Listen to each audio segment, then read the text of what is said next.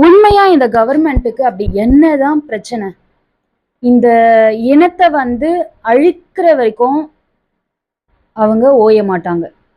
என்ன ப்ரிவென்ஷன் இது வரைக்கும் அவங்க முயற்சி பண்ணாங்க?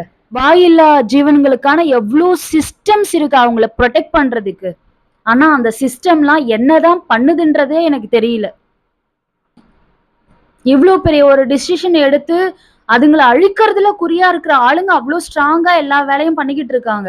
ஆனா இந்த பாதுகாக்க வேண்டிய சிஸ்டம், ப்ளூ கிராஸ், அது இது எல்லாம் எங்க போச்சுன்னே தெரியல. ரொம்ப நாளா இந்த பிரச்சனை நடந்துகிட்டு இருக்கு. ஆனா யாராலையும் எதுவுமே பண்ண முடியல.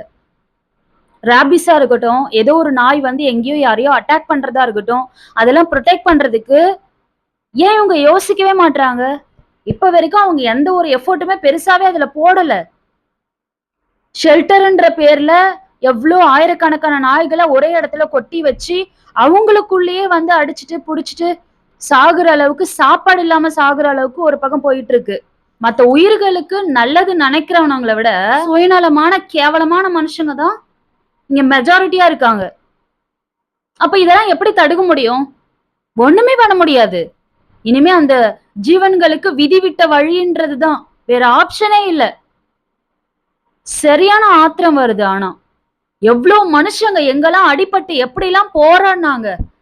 இப்ப கூட ரிமூவ் பண்றேன்ற பேரு தான். ஆனா அதை ரிமூவ் பண்ணி ஒரு இடத்துல சேஃபா வச்சுக்கிறதுலாம் கிடையாது. ஒண்ணு மட்டும் ஞாபகம் வச்சுக்கோங்க, இந்த மாதிரியான விஷயங்கள்லாம் பண்ணி இந்த நாட்டை காப்பாத்தணும்னு முயற்சி பண்றீங்கல்ல, இந்த நாடு நாசமா போகுதுன்றதுதான் அர்த்தம். காப்பாத்துறதுக்கு இங்க யாரும் எதுவும் பண்ணலன்றத தெளிவா புரிஞ்சுக்கோங்க.